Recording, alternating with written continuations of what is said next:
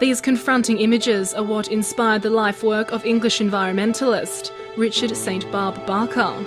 He soon became known as the Man of the Trees, and since 1922 his organisations around the world have continued his campaign of environment conservation, reaching as far as Perth, Western Australia.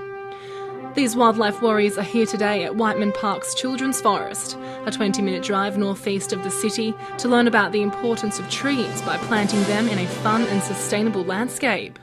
I wouldn't call it a spiritual experience, but I think there is this disconnectedness occurring. A lot of kids don't get out and play in the bush anymore. And I think to go down to an area like the Children's Forest where they can learn about what is unique about WA bush and WA trees, I think that's really important.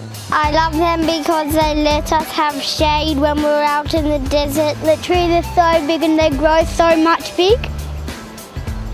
They give us cool ships and air. And by purchasing a share of the Children's Forest and dedicating it to that special child you know, it can become a place where they watch their forest grow as they do. These are the words that the Men of the Trees organisation have worked so hard to hear. But for them, it's not about recognition, it's about education. They are really passionate about salinity and stuff like that. They get out and they help the farmers deal with salinity issues here in WA, and lots of re-veg works, which is great, and that's what obviously they're doing here at Whiteman Park. Even though Whiteman Park and the Men of the Trees dedicate their life to conservation, they agree that burning the land in order to regenerate the landscape is essential. The main reasons of doing controlled burns is actually to protect the trees.